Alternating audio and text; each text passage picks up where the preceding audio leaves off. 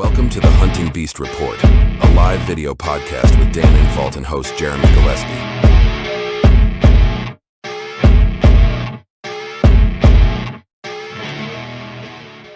Today's podcast is brought to you by Stealth Outdoors. The off-season's a great time to rehab your gear, so head on over to Stealth Outdoors at www.stealthoutdoors.com to pick up some climbing stick wraps, cam buckle covers, platform cable wraps, or stealth strip rolls for all of your miscellaneous silencing needs. Today's show is also made possible by Hunting Beast Gear, innovators in mobile hunting gear and the designers of the Beast Sticks and Beast Stand. Check out the latest products at www.huntingbeastgear.com. And now, on to the podcast. All right, we're back after a week off, and we got special guest today, Mario Trafficante, filling in for Dan. Dan's MIA. He didn't tell me where he was at. He just said Mario will be there tonight. So, Mario, glad to have you. How are you doing? Good. How are you doing? I'm doing good. Mario, I know you were a wrestler. I feel like for the live, I need a clip of Bruce Buffer when he's yelling in the UFC, "You were live." That'd be great. Need to incorporate that into the show. Maybe I'll start wearing some of Bruce Buffer's smoking jackets or something. Yeah, for you wrestling fans, this summer was got to watch a lot of good wrestling at the Olympics. Team USA did pretty good. We rolled in third, which some say was a bit of a disappointment without having Russia in the mix. Could argue that Japan did very well, even though Japan didn't have as many wrestlers qualified in the weight class. They really did well at and where they matched up with us in certain weight classes. So the U20 Worlds are going on right now. I think we had one champ and four other finalists, I think. So yeah, Team USA is doing really well in wrestling at this point. Women's team did really well at the Olympics. So it's a fun time for the sport of wrestling. It's rapidly growing. Got a lot of success here in the state of Wisconsin with Askren's Wrestling Club and stuff. So, yeah. Yep. I grew up in Michigan, obviously Michigan. I mean, there's a lot of big Midwest states that are huge in wrestling. Michigan, Pennsylvania, Wisconsin, they all got good programs. So, yeah, the Midwest is pretty heavy in the sport. Yeah. There's a lot of outdoorsmen that are wrestlers as well. That's right. Turn you into a real man. So today, exciting news. We're gonna do some news articles first. Before we do that, I want to say everyone that joined. A lot of times we get comments like, "Dan's not here, I'm leaving," or whatever. I don't take those personally, by the way. If Dan's not here, you want to leave, that's fine. But Mario did announce that he's going to give away a Beast Gear camera arm today. So if you're here and you're a true believer, yes, sir, you're going to have a chance at a Beast Gear camera arm. So that's awesome. So thanks for doing that, Mario. Yep. And a little plug for Austin at Genesis 3D Print, because he released this here. He's got a camera head. It's like a little ultralight camera head that works really well with it. You can put your mount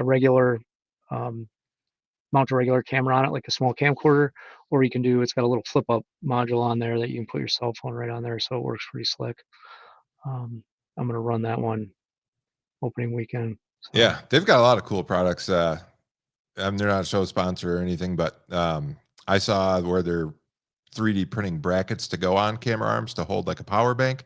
So if your GoPro's running out of battery, you can just slap that on and it's convenient instead of trying to Velcro it or tape it or whatever. So they've got a lot of neat innovations over there. The good thing about Austin, I feel like, is they're always listening to what people ask for, and then he's just making stuff that people want. So it's a good business model. Speaking of cameras, talking about another news article that just popped into my head, somewhat related to the outdoor space, but the DJI, the drone guys, they also make cameras as well. Did you see the article that came out that there was something with their components in their drones and some of their other equipment? There was like some internal price gouging, and there was a supposed lawsuit that's been filed. So I don't know, just saying, there might be some deals on those drones and those cameras coming up here because of that, some price cuts. But I didn't read into the full story. I just heard that, in fact, there was some internal investigations going on price gouging, which is sort of interesting because it seems that it caused an inflation of pricing across the industry for that size drone and so forth, which, yeah, interesting nonetheless. I have been following DJI because they have an action camera that's one of the main competitors to GoPro, and the new version Osmo 5 is supposed to be out in the next couple of days, and I might grab one of those. So looks like they got some good upgrades there as far as low light and all new sensor. It's not bigger sensor, but it's new, and they got some other stuff. So I wish that stuff came out about a month earlier, but it seems like GoPro and DJI always comes out in September. Yeah, that's the big thing with those. Like, for you guys that are tossing around what to use camera wise, a lot of the really good footage, it ends up hitting right at dusk, and so your low light capability, the lux of the camera, your aperture is always super important. I found that like the iPhone 13s and up, they actually handle low light better than previous models below. I haven't played around with the newer Samsungs, but I've heard like the S24s have pretty good low light. Um, but anything i13 and above works really well if you're filming uh, with your cell phone. Obviously, you don't get optical zoom on those. You're just dealing with digital zoom, so it'll get a little grainy at range. But if you're just filming with a cell phone, it works pretty good. But yeah, the DJI one is supposed to do really well in low light. A lot of the GoPros at dusk, it's barely grainy footage at best a lot of times, if you don't get that direct sunlight. So Yeah. um, there's a trade-off there that kind of sucks actually when you get into prime time when you want to get some good footage. So, I mean, nothing beats having a really nice camcorder like a Canon. I have an older G30, but if you have a G40, G50, um, or even some of the Sonys, the newer Sony models are really good for bringing in light because of the size of the lens and the aperture. So Yeah. Yeah, that's they can do a lot with software, but they can't make the sensor any bigger and they can't make the aperture any wider. So the software's got a limit for yeah, sure.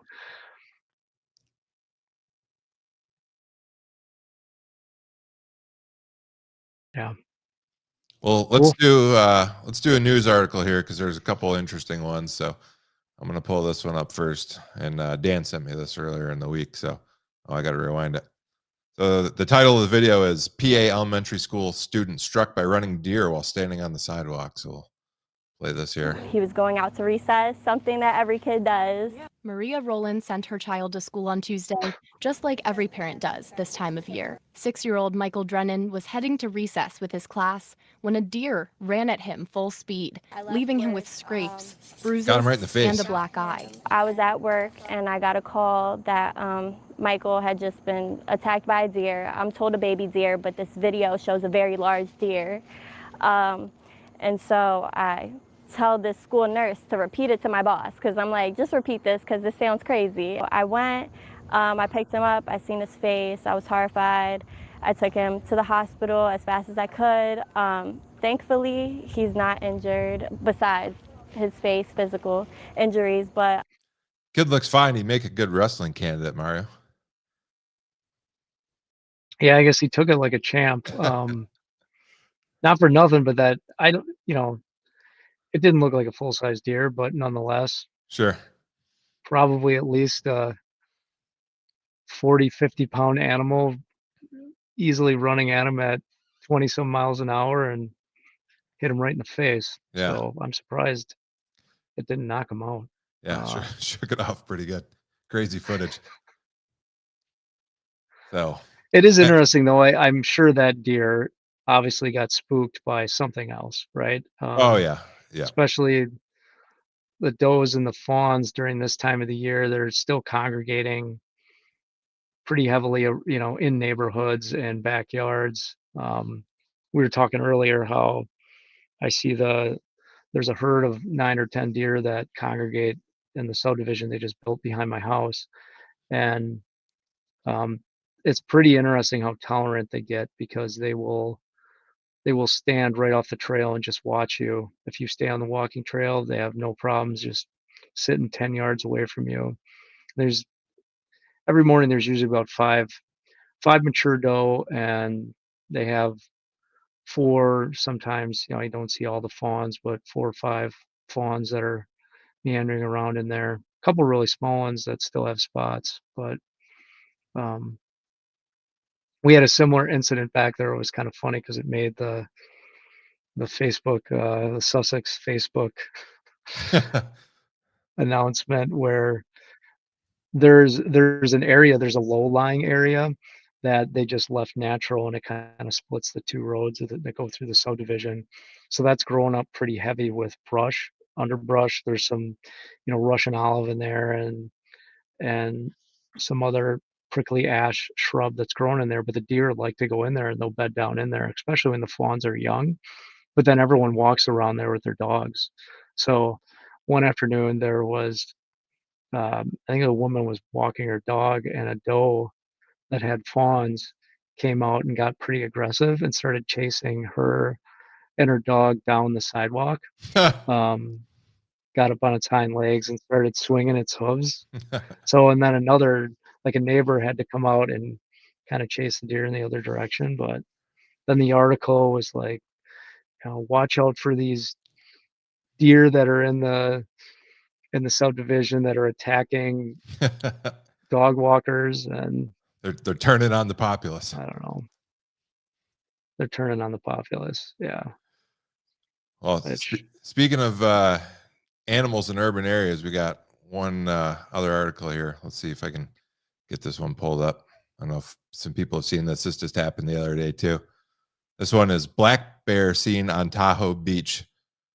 You might not be safe with this guy walking around. Wow. This bear, take a look at that. This huge bear needed a beach day in the heat. This was the scene in South Lake Tahoe. This very large black bear. Yes, black bears can look brown, but they're black. I was wondering that earlier. Yeah, Thank you. well, this one strolled along Lakeshore Beach and it hung around for quite a while before scampering off into the nearby trees there. The California Department of Fish and Wildlife reminding people to stay far away if you spot a bear, and don't run or make eye contact. Not even eye contact. Look at that crowd. You might not be safe with this guy walking around. Pretty healthy bear there too. Yeah, a good size to it. Good size. Yeah,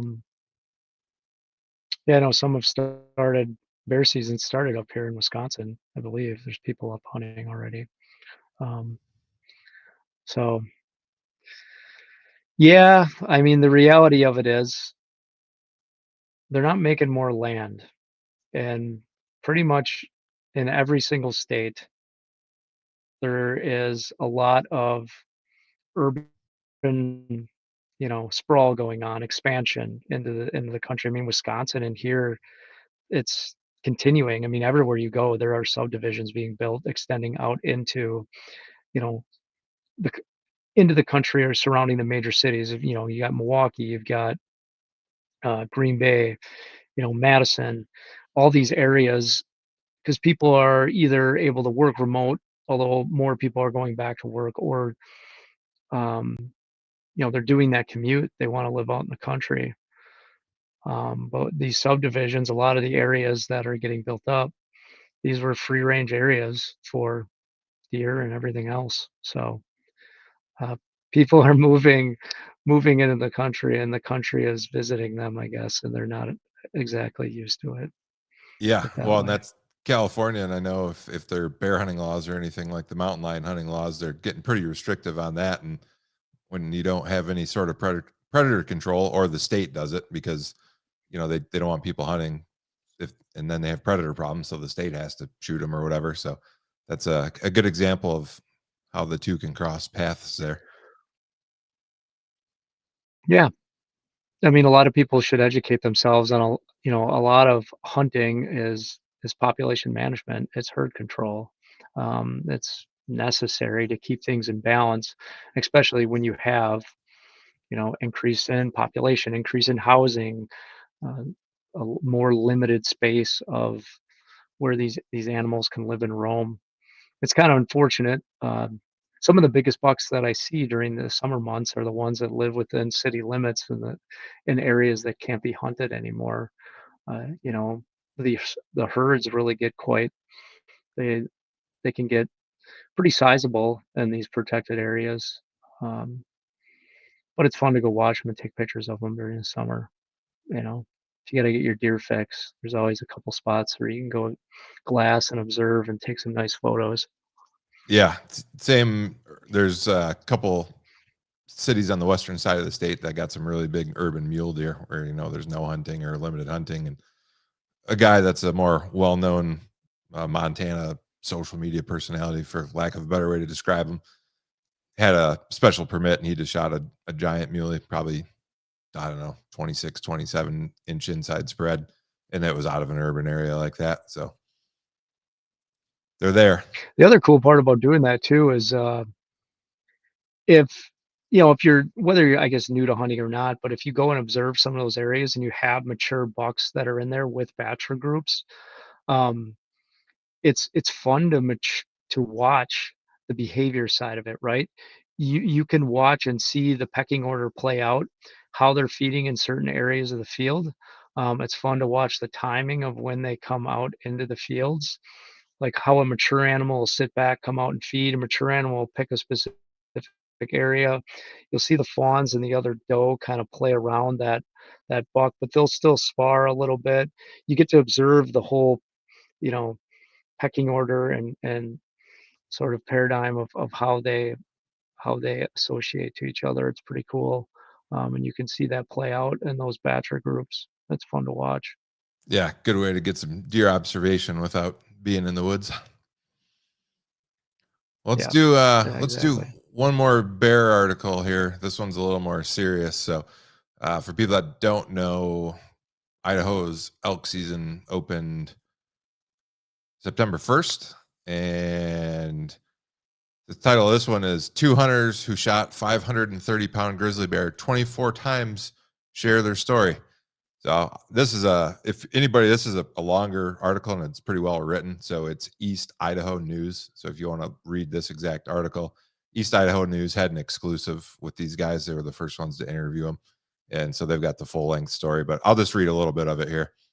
This happened in Island Park. It says, dangling from the jaws of a 530-pound grizzly bear, 20-year-old Riley Hill's body flung from side to side as his hunting buddy Braxton Myers fired round after round into the bear's hulking frame. The grizzly's ferocious teeth sunk deep into his arm, puncturing the skin to the bone as he screamed and fought back during the longest 30 seconds of his life. Then there's a quote from the guy that was getting attacked. Says, it was lifting me off the ground and slamming me back on the ground. Hill said, it was like playing tug of war with your dog, but he was playing it with my arm and ripping it apart. It says the men shared their heroic story of friendship and survival in exclusive with East Idaho News. And this was last Sunday, so whatever the date would have been there, like the 3rd, I think. Basically, if you want to read the whole article, they were out elk hunting. They heard a loud thud, and they end up spooking this bear out of a day bed. It charged at him. The first guy shot it with a 10 millimeter, so a pretty potent handgun. And he said he shot the bear once on the right side. Grizzly bears don't usually get off their target, but this one did. Hill said he turned, looked right at me, and now he's charging fast. The two friends were 12 feet apart from each other. Myers tripped and fell to the ground. Hill had time to shoot the bear with 3 more bullets in the face and shoulder. So it's already been shot 4 times. And now it clamped down on his arm. Immediately, it began to fling him around. The guy that tripped stood up, saw the bear attacking his friend. He pulled out a 1911 45 ACP and fired 4 to 5 shots in the bear. So these all hit the bear too. So that's 8 or 9 shots now. Gun jammed. The bear continued to flail and attack Hill. He freed his jam and then shot the bear several more times. He ran up right next to the bear, continuing to shoot. And then they finally hit it in the spine. It started to release.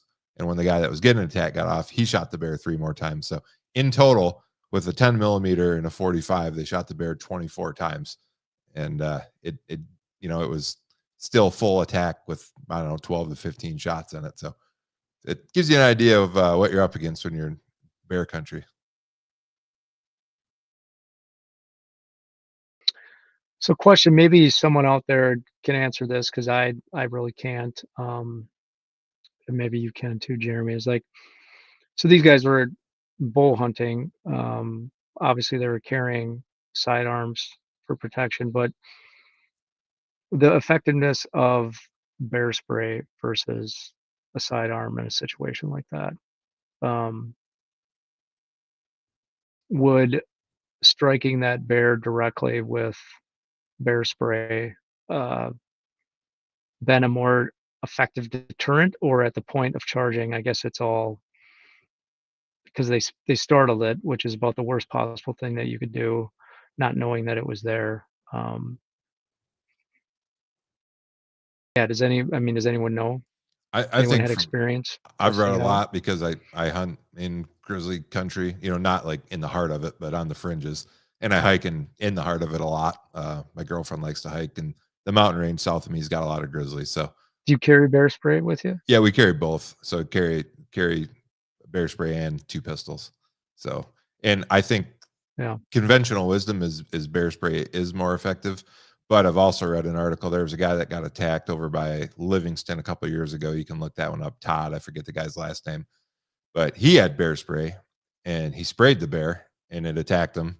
And then I don't remember if he dropped his bear spray or fully discharged it, but he thought the bear was gone and he started hiking out and he made it like a half mile and he didn't have bear spray and it attacked him again. At that time, it just let him go, luckily. But that guy got tore up pretty good. It bit him on the head and all in the arms and all over the place. Like, tore part of his ear off. That was a bad one. But Whew.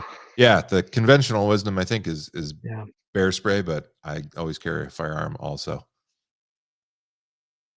Right. So yeah. So if Yeah. you're out in the woods there in the western half of the country, Montana, Idaho, Wyoming specifically, and now I don't know if a lot of people know, but the feds just reintroduced grizzly bears into the Cascades in Washington. So there's now grizzlies in the Cascades as well. Yeah. Just remember, kids, you can be part of the food chain as well. Yeah. Be careful out there. Yeah. I've only seen a It's handful. like swimming in the ocean. Yeah, no, and thankfully, the ones that I have seen, I've only seen one out while out hiking, and it was a younger one that scattered off, which is just fine with me. And the bigger ones I've seen have been mostly from the car, so that's all good. Sure. Gives you, I elk hunt alone, so it does give you the heebie-jeebies when you're hiking in the dark for a mile or two, though, that they're out there, and in the Midwest, there's nothing to worry about, but out here, it's a little different. Got mountain lions too. Not that I worry about those too much, but like you said, you can be part of the food chain. Makes it a little more exciting. Yeah. Yes, indeed. Well, let's move on to the meat and potatoes here. Hunting talk. Well, let's start with what's new with Mario. We haven't had you on in a while. You went to the Mobile Hunter Expos over the summer. You did some beast gear sales. So talk about anything new with beast gear. How'd the expos treat you? What's going on with Mario? Expos went great this year. We went down south in addition to the Northern Expo. So Southern Expo was nice because it was meeting a lot of new people that we normally don't come in contact with. Venue was really nice there. It was right off the interstate. Got to talk to a lot of hunters, a lot of hill country in that area. So guys are looking to get mobile, do something different. Used to carrying a lot of heavier equipment in. So we had a lot of good conversations around that. Obviously, saddle hunting is really popular down there as well.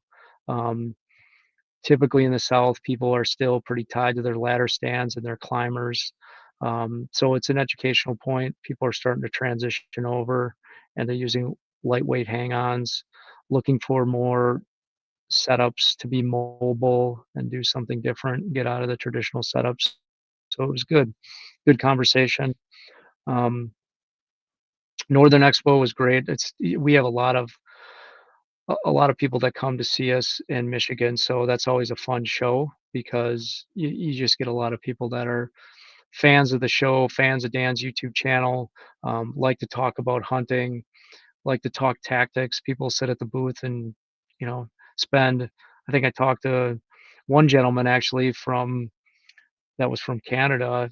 We talked to him for over an hour just about different pieces of property, zooming in and out of areas on his phone, and talking about different setups that you would do. So those are kind of the most enjoyable parts of the show.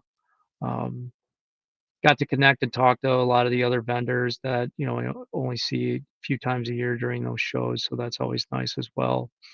Um, so yeah, Good time all the way around. it was good. What about Beast Yeah. Gear? Anything new there? Yeah, I mean, this time of the year is hyper busy. You'd be surprised. I think we're sort of a niche group of people that think about hunting all year round. I call us niche, but the mobile hunting community in general, when you think of the aggregate of all the hunters, people that are continuing to come in this new and learn about things. So you'd be surprised how many people are just preparing now to get their equipment and going through their equipment and getting it all ready. So a lot of questions are being answered online through customer support, and then we're shipping product every day. So it's a pretty busy time of the year for us. Um, Still working on a couple projects. We got a couple projects that we might do collaboratively with a few other vendors. Um, One potentially in the saddle hunting space, and then we have some tweaks and some design changes that we're looking to do on some of our other products. So yeah, Beast Gear's been good. Um, Again, the community continues to support us, and things are going well, so we're very appreciative of it. There's a lot of different options out there for people to buy, different types of products to get into this, and I just encourage people to do their homework. If they got any questions, reach out to us. Our climbing sticks are still tried and true, the best climbing sticks that are out there on the market. I kind of bullishly say this, that a double step fixed 20-inch step with multiple points of contact on the tree, which is what our sticks were designed to do. They lock onto the tree like no other stick.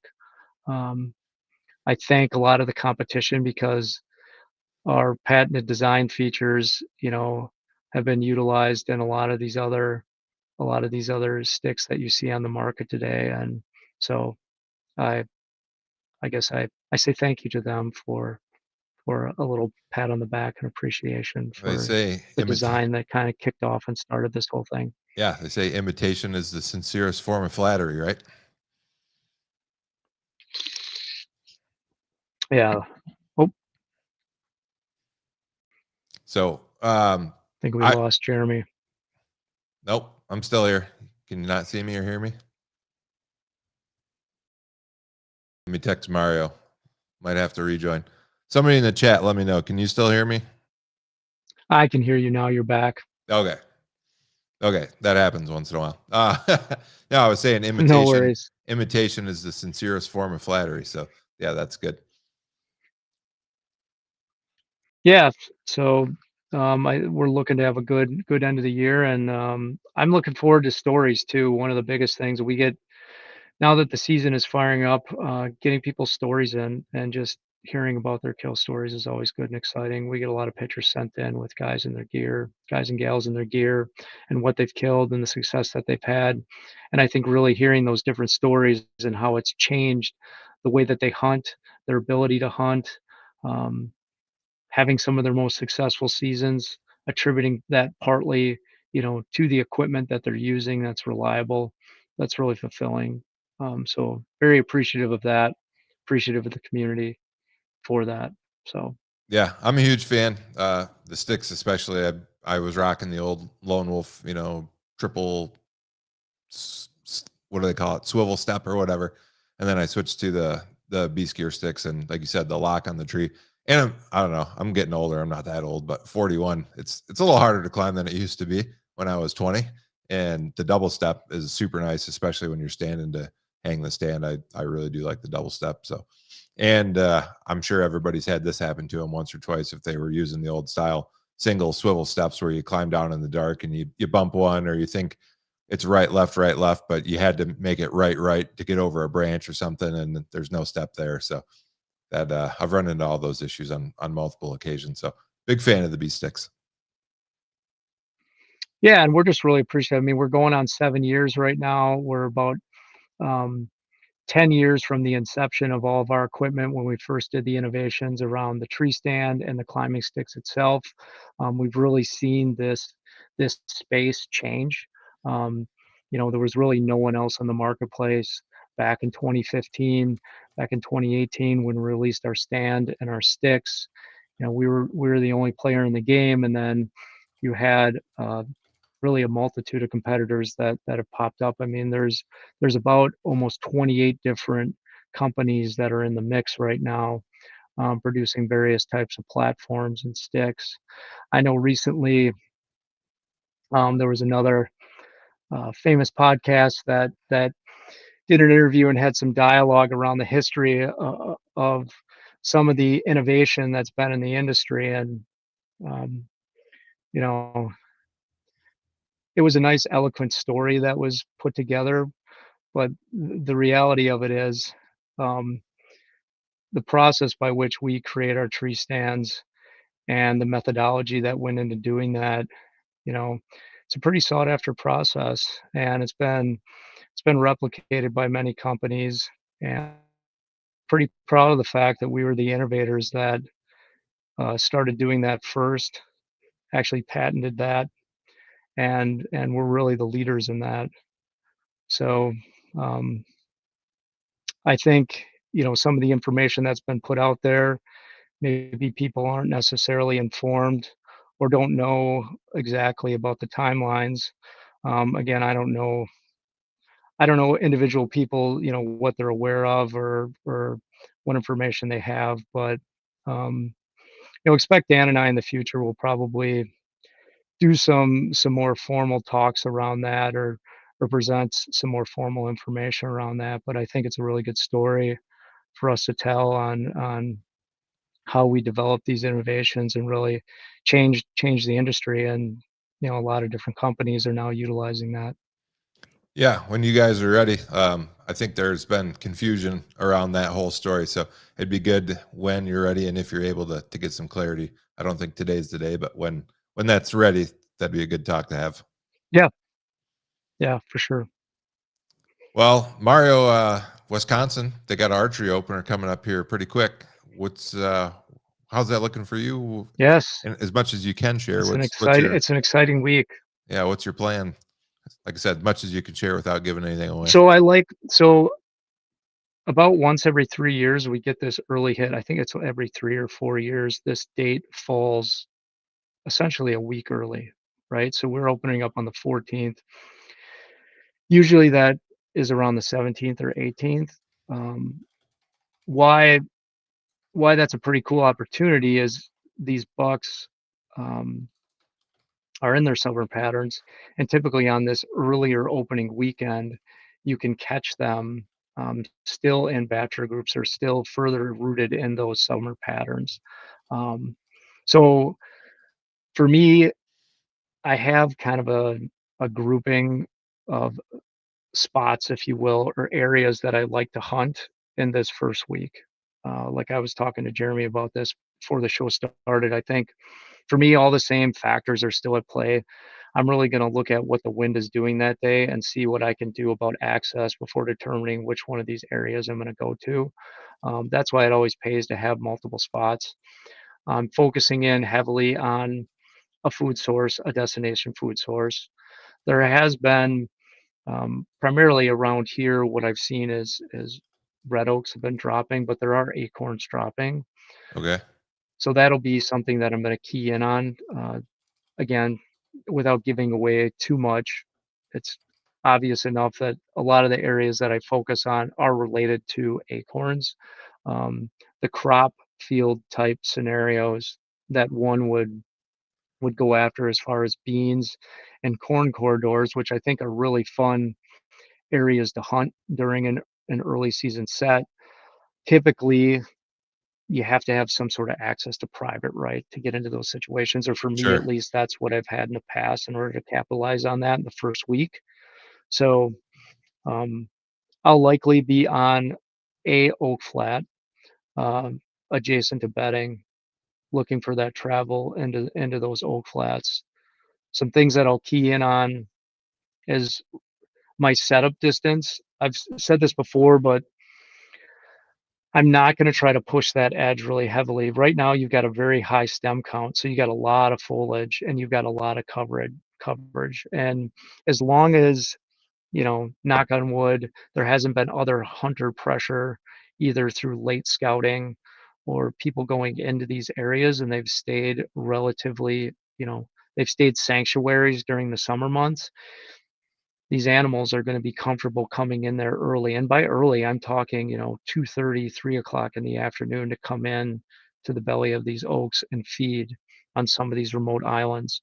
Um, I've had more opportunities than not where I've had bucks come into these areas, seen them, they've winded me, they've caught my thermals, something has happened, but I've had encounters.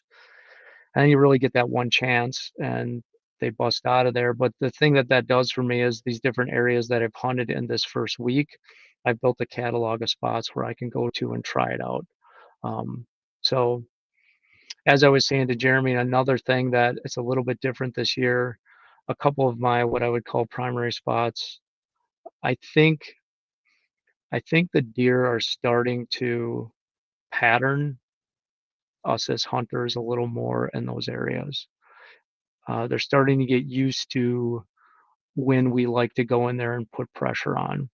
So I'd like to switch it up a little bit this year, timing wise, and try to, in essence, repattern the deer and lay off them. And the other factor with that is I don't have animals, that I've really keyed in on those areas that I know are living in there, bedding in there. If I had that, I would have more confidence just to go in there regardless. But since I'm really playing a historical pattern of access, wind, food, and so forth, then I'll probably end up, going to an area that I've hunted and scouted in the past, but in recent history have not hunted on opening day to switch the pattern up a little. And I'm assuming here, so correct me if I'm wrong, is your opening day location, if you're not on something specific, is that always dictated by the weather, the wind and stuff that's available that day? Yeah. I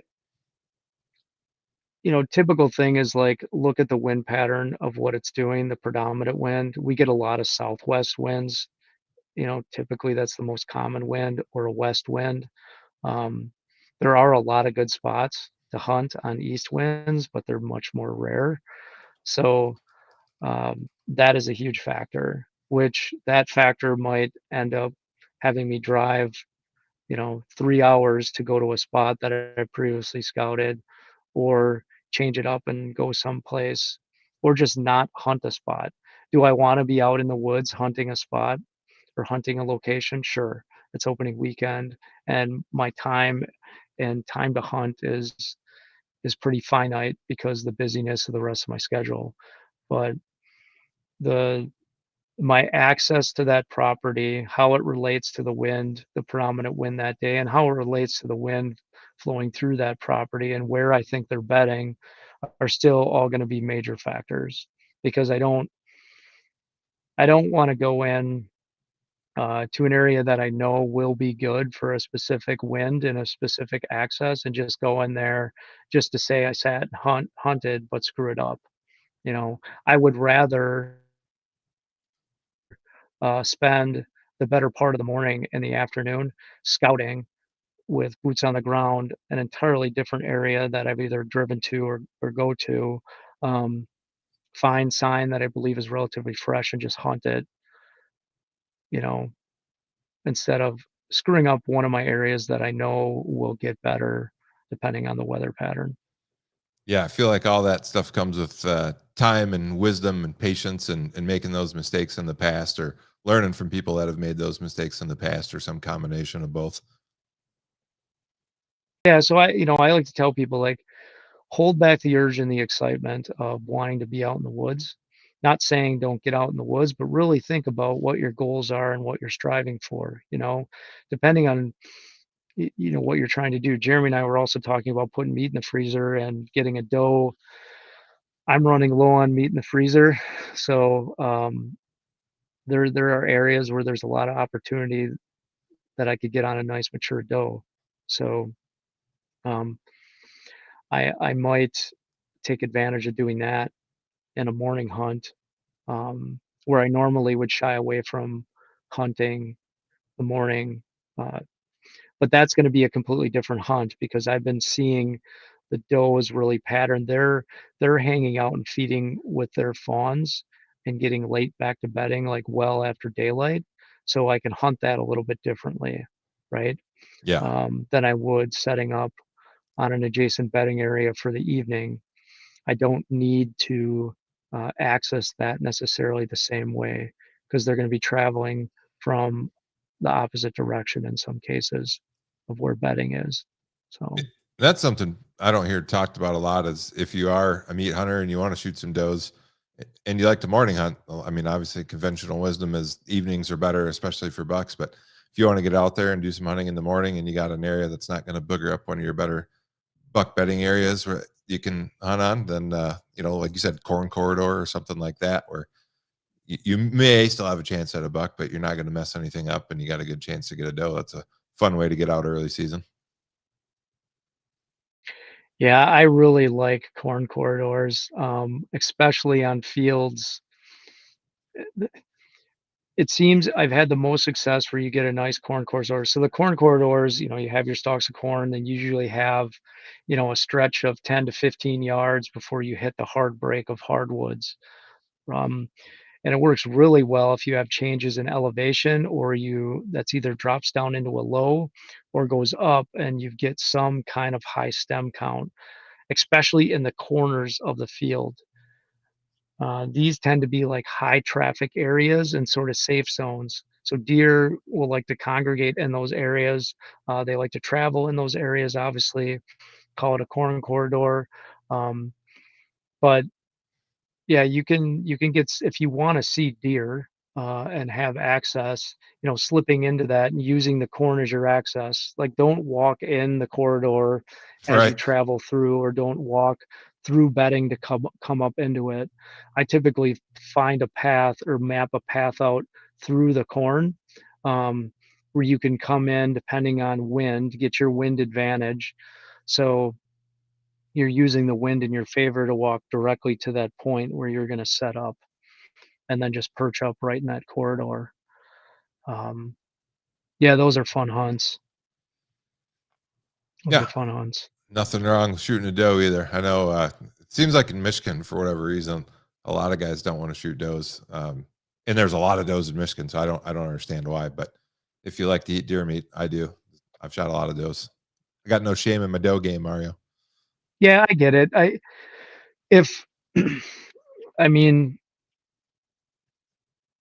there's a lot of oh, we lost Jeremy again. Oh, there he is. I think when you're going into some of your prime areas, if you've spent a lot of time scouting an area, right? Spent a lot of time observing an area and you've patterned deer moving through there in a certain way, and you're looking, maybe there's a group of bucks or there is a specific buck. I think a lot goes into that. So to harvest an animal out of that area early, you're typically going to be field dressing that area close, close to bedding. You're going to be pulling that animal out of there at night. So it causes a lot of disruption. I think a lot of guys shy away from shooting doe in those maybe core buck killing areas because they feel like they're just going to disrupt their chances with those animals that they're after from a buck perspective. So Yeah. I think there's some, pressure is pressure. So there's obviously some truth to that. They're not gonna, it's not gonna go unnoticed that you were in there rooting around. Yeah, got to pick those hunts wisely, and maybe some of your third tier areas that you're just investigating or whatever. I wouldn't recommend going into your primetime buck spots for a doe hunt, but there's ways to do it. So Mario, let's do some questions before we do. Yeah, this time of the year is just fun. I mean, obviously, sure. Oh, sorry, we got a little bit of a lag. I think that's what's going on. So I announced it in the chat, but we're gonna give away the camera arm. So we announced that. So Yeah. if you haven't got your guess in, get your guess in, and we will do that on the hour. So it's 6:46. Well, it's 7:46 or 8:46. Guess depends where you're watching at. But on the hour, we'll do the drawing. So it's the closest one. Pick a number 1 through 50. Closest one without going over. If we don't have the exact number. And if 2 people guess the exact number, it'll be the first one that guessed it in the chat. So go ahead and get your guesses in. 1 guess per person, please. And then let me find some questions here. So bear with me today. Ashley is not with us, so I'm going to be scrolling the questions. It's nice when she's here. Steve Denoyer says, I asked earlier, but wondering if Mario will be in any of the hunting videos this season. Are you doing any filming for the Beast Channel this season? Well, I'm gonna film. So I'll try to get some footage and get some stuff over to Dan. Last year, the last couple years actually, I've got footage from the years. Unfortunately, both my kills, I didn't get. Well, I take that back. The 2 years ago, I had that shot on footage. This past season, because I shot my buck off the ground, because it was kind of a switch up right at the last moment. I didn't get that footage. So yeah, I will tentatively say I will be filming, and hopefully I can get some footage in and get a hunt put together for everyone. Yeah, we were talking about GoPros and the DJI action cameras earlier, and I filmed a bunch of my elk hunting last year and got some pretty cool stuff. And I'm waiting to kill one before I put a video together, so that I'm putting that footage out. But I sold those because I was going to upgrade. The new DJI one was supposed to come out in August, and it hasn't come out yet. And I missed a couple amazing encounters this weekend with no camera on, so that is a bummer. But going to your point about hunting off the ground, the head strap with the action cam, that's the only convenient way I've found to do it if you're moving around at all. I mean, if you're just sitting in a ground blind or you're sitting in a natural debris blind, you can set up a tripod and a regular camera. But if you're run and gun at all, I haven't found a great way to do it without a second person or just using the action cam. Yeah. I'm waiting for a camera to be attached to our eyeballs, so everything that we see, we can automatically just turn on and film. Yeah, Elon's probably working on that, I'm sure. Yeah.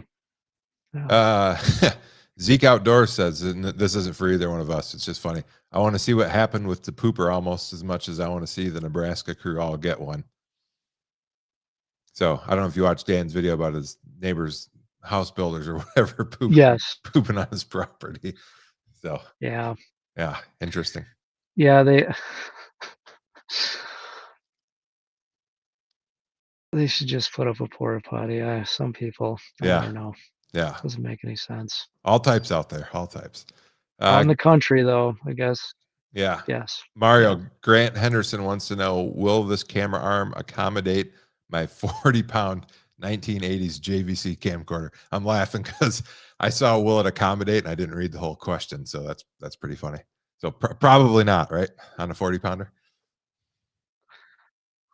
Yeah, it'll hold it, but you are going to get bounce with a 40-pound JVC camcorder, just so you know. Yeah. What's the realistic you might wanna, range you'd have to get the on that? What would you recommend? Like 0 to how many pounds? So when we field tested everything, we ran things. So our goal was to field test up to 10 pounds to reduce bounce when you pivot and pull the camera arm across.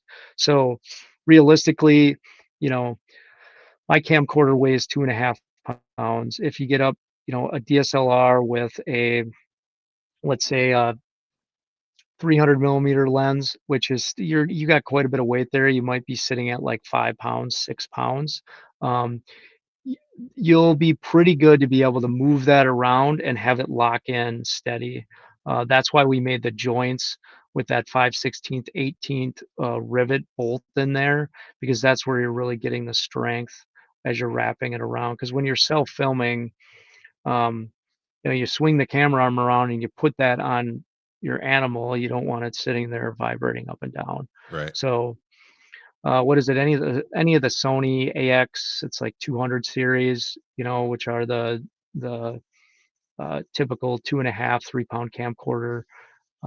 They work really well with those. Obviously, if you're filming with a GoPro or a cell phone, it works great for that. So yeah, we went up to 10 pounds to test the various flex and how quickly it came back to steady. But yeah, So no 19. some people ask me, can it be used some people ask me, can it be used? A surprising number of people ask me, can it be used as a bow hanger? And yes, it can be used as a bow hanger if you want to. Yeah. It will hold that. Yep. But If you need the Ferrari of bow hangers, just get a hunting beast camera arm.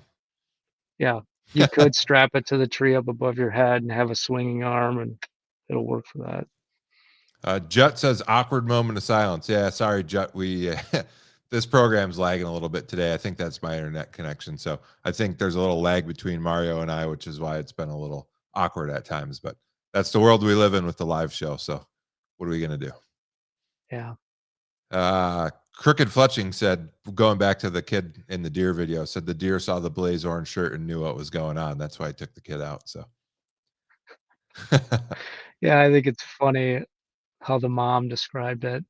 I saw a deer attack my son. I don't know. yeah. But yeah. Let's see what else we got here.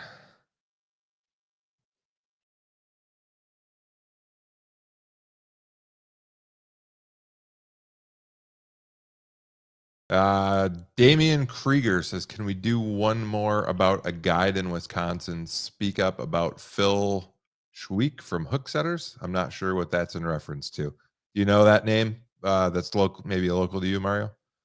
Hook Setters or Phil Schweik? Is that like a fishing guide? Maybe he's just asking to speak on that guide. Yeah, I don't know. Yeah, I don't know. GFY Racing says, only thing I don't like on the show is We we lost can't. Jeremy again. Oh no. I can't see the questions, otherwise I would answer more. Can you see me now? No. Well, we'll wait see if I pop back up for Mario. Someone in the chat, let me know if you can still see me and Mario. You're back. Okay. I can see you now. Okay. I don't know what's going on. Someone wants to know, they said the only thing they don't like about the show is they can't see the rack on your deer, Mario. Does your camera move? Or your mount over your shoulder? It moves. There? Yeah. Yeah. There it is. Yeah, there's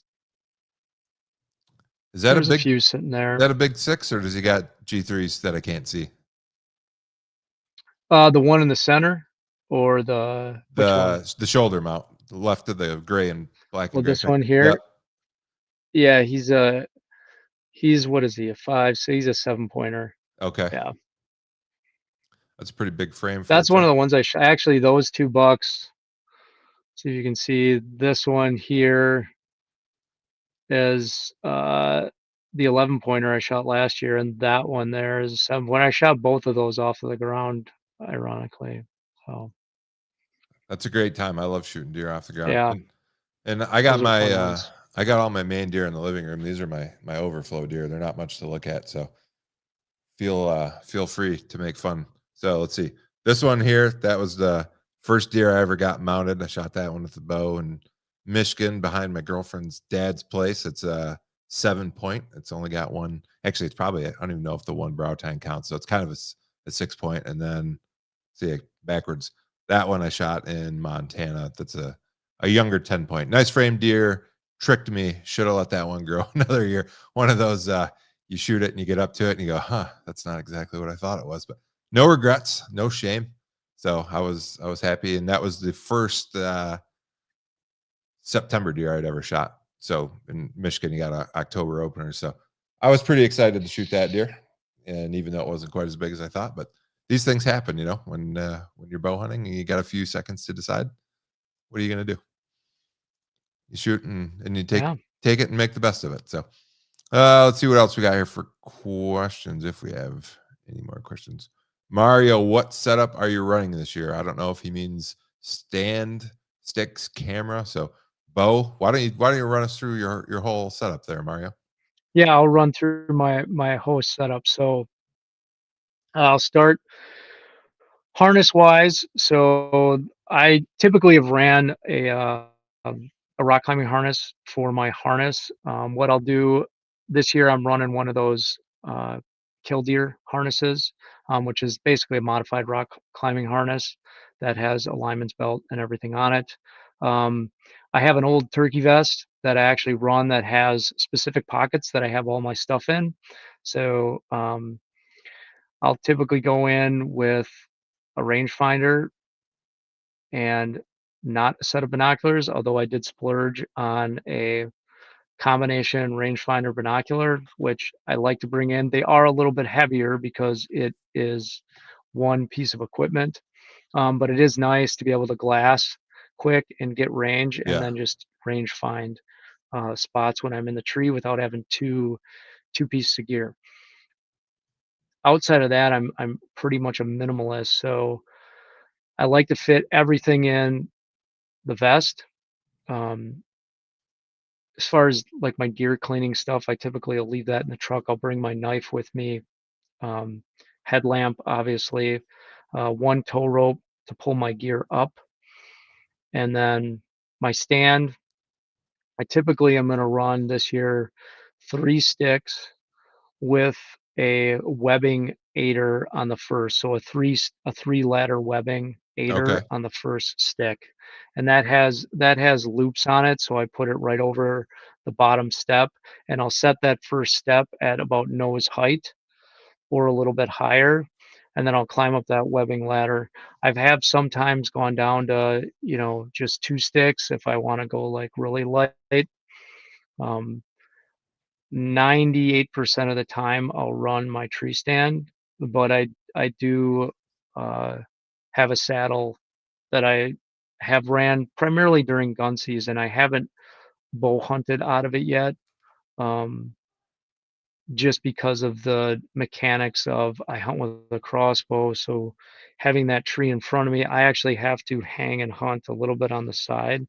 So the mechanics of that right now, until I practice in that scenario a little bit more. I just prefer a hang on. There are trees and areas that I can get up and set up in very quickly with the hang on, and it it's honestly the most efficient system for me. Um, Yeah. so um, my go-to will be 3 sticks, B skier, hang on, tree stand, and then my vest that has all my essentials in there. My key essentials are my headlamp, a tow rope to pull it up, milkweed, um, and that's really it. Again, I'll bring a rangefinder or the combination rangefinder binoculars so I can kind of look around and see. And then the bow that I'm shooting, I shoot a recurve crossbow, Excalibur. So I actually got a different model. I was shooting the Matrix 355. I went down to their Micro Extreme because it's 4 inches shorter from front to back, and it's 3 inches narrower limb to limb. It does shoot shorter bolts. It's a little bit different mechanics with pulling on it. It has a little bit heavier uh, draw to it, and I did tear my rotator cuff this year on my right shoulder, so now I've got a messed up right shoulder and a screwed up left elbow. But it's not bad enough where it still doesn't really. Uh, I can still pull it back effectively. So that'll be my primary hunting tool um, for the early season is that setup. Oh, and that's yeah, And then I was gonna say if people don't know you were shooting a crossbow to begin with because of the elbow injury. So unfortunate to hear you got a shoulder injury on top of that now.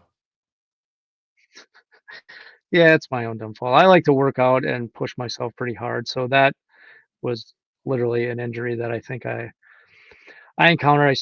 I did spend quite a bit of time coaching last year because I enjoy coaching, and I think I hurt it during the season doing that.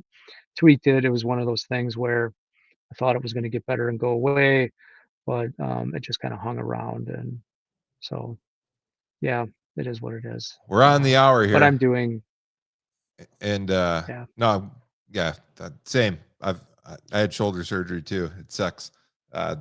When you get those permanent injuries, it's no fun. And then I after the surgery, I hurt mine also lifting again. So it's we're smart, Mario. We ought to know better by now, but we don't. But anyways, real quick, it's on the hour. People are saying draw the number. They want to watch the debate. So people, you can double check me if you want, but I scrolled through several times here, and the number was 82, and it was because that is H is the 8th letter of the alphabet, and B is the 2nd letter. So HB, Hunting Beast, 82. And our winner is Pharrell, who guessed 81. We did not have anyone that guessed 82 that I saw. If I did, correct me, but I scrolled through several times. So Pharrell, send an email to the Hunting Beast Report at gmail.com. All one word, the Hunting Beast Report at gmail.com with your address. And we will get you, I'll get that to Mario, and Mario will get you a camera arm. And we got one or two more questions Will here, do. Mario, if you want to hang on 1 minute, or I don't know if you're trying to watch the debate either. Yeah. We'll do. I'm all good. Oh yeah, me too. I Me deep too. dive on politics so much during the regular day. I'll gladly talk more hunting. But yeah. Chris Roger wants to know, Mario and Jeremy, what was your most memorable deer hunt? So go ahead, Mario. Man, it's really two hunts in particular. Both Dan was present for. We've talked about them before, but one I shot a really nice 10-pointer. We had scouted that bedding area, kind of locked down the general area where we thought that buck was living. We got camera pics of night travel pics coming out of this bedding area, kind of a quarter mile away from where this buck was bedding. So you do one of those mental dances in your head where you estimate where you think this buck is coming from. And then I made the long march up to this point. So it was a southwest wind in order to hunt this point, wind to the face. Bedding is out there in the cattails, and it couldn't have played out more perfect. The buck got up right at twilight and basically charged right in towards me to get to that point, and I shot him. He ran about 75 yards, kind of looping back to where he was bedding, and died.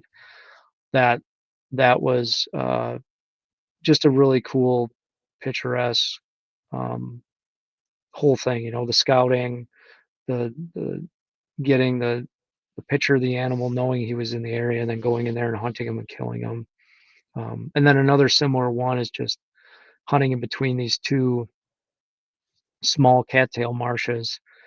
And that night there was a lot of rut activity, and a lot of smaller bucks, smaller age class bucks were jumping into the cattails and chasing, and I could hear all kinds of ruckus going on in this patch of cattails that was tied up against this red brush.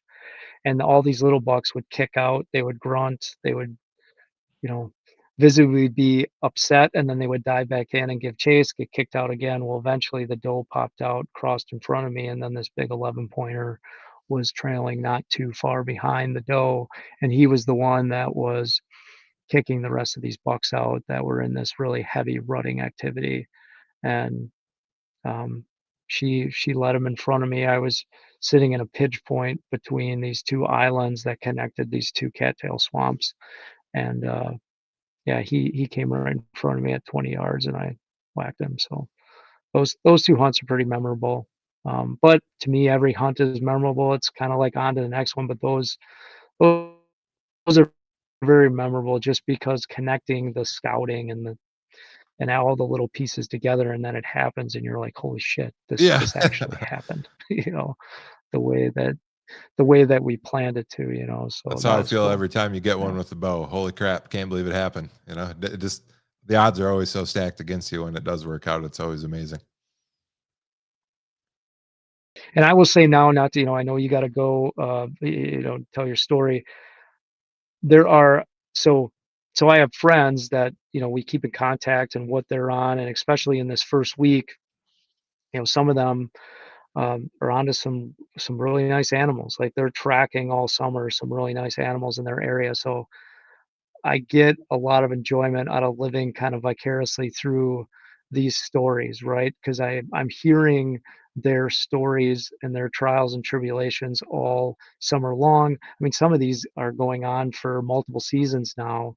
Um, and so to me, that's exciting because when they close the deal on these, just knowing the backstory and what they put into it, that's pretty cool. So I'm excited for for my friends, my buddies that are have these stories to tell, and if they ended up closing the deal on these deer, it should be a pretty cool season. So Yeah, always be happy for your friends. I mean, your day's coming sooner or later for anybody listening. So I love to see when my friends have success, and I've had several of my friends out to Montana and helped them shoot their first mule deer or something. So I'm a big proponent of that. Actually, my girlfriend's dad, who's going to be 70 next month, is out here right now because the deer opener. So he was out for the deer opener. Didn't get one yet, but he's seen a few bucks and does and porcupines and coyotes and all stuff. So he's having a good time, and I hope to be alive at that age, let alone bow hunting. So that's it's pretty cool to see.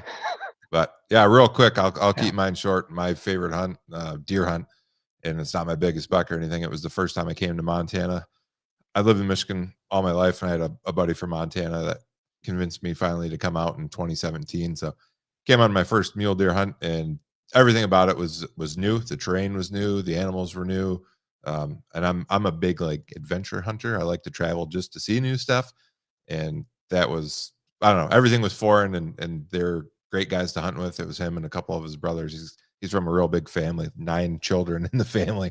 So there's 5 boys, and or maybe it's 4 boys, 5 girls, one of those two. Anyways, super nice people, super nice area. Everything was awesome, and that's probably the best time I've ever had hunting in my life. So I ended up getting a decent muley, nothing special, but I had a great time, and it's a great memory. nice. We'll do one more. This is an easy one. Go down. Joe says, I know it's probably been discussed, but what binoculars are you guys using? Mario, you said you splurged for a rangefinder combo bino. What'd you end up with? Yeah. Give me 1 second here. Sure.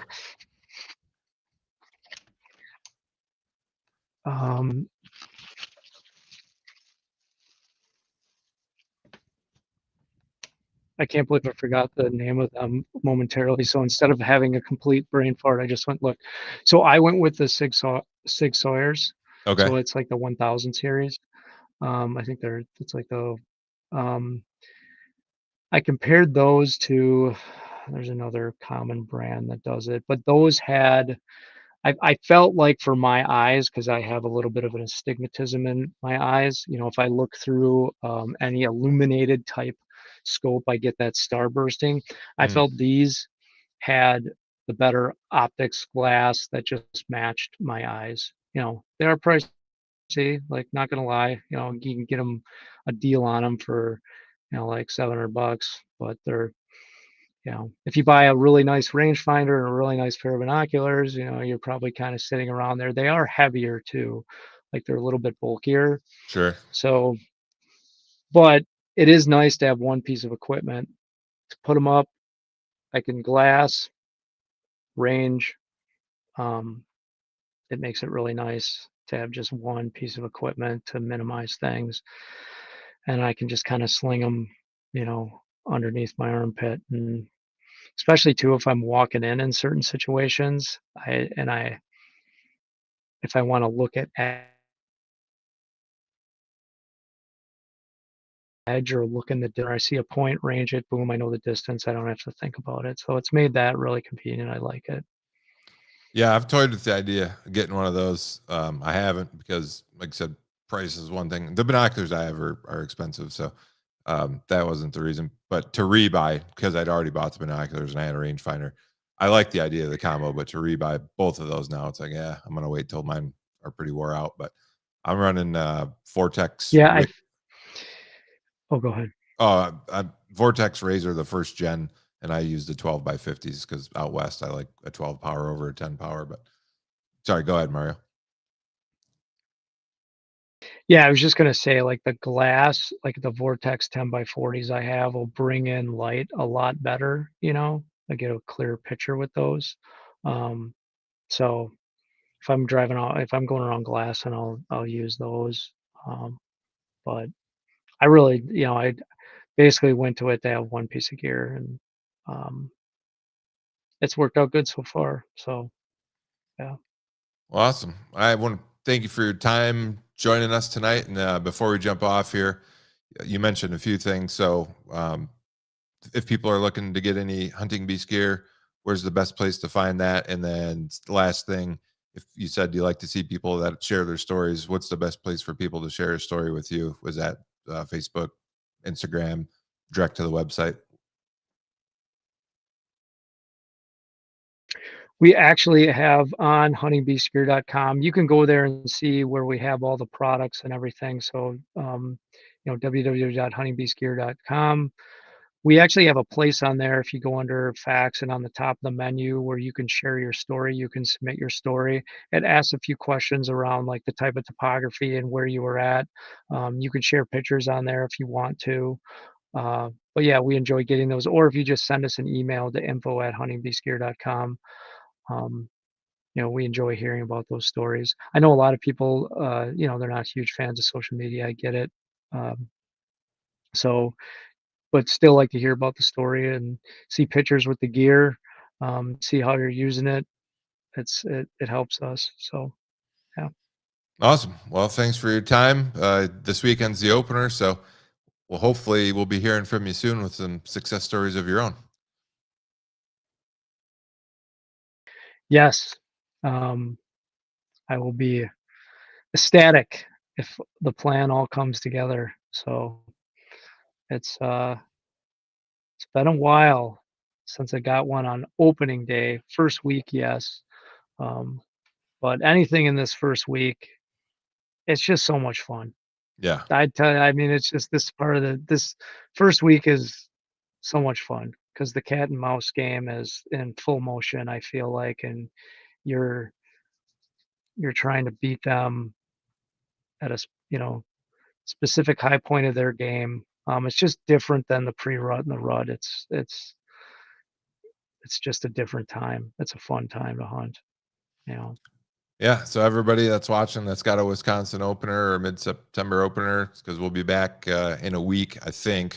We'll see. I may have to call off that one to elk hunt depending on the weather, but there's a good chance we'll be back in a week. And everyone that's got an opener this weekend or coming up, good luck to you guys. And we will catch everybody when we see you next time. So thanks again for joining.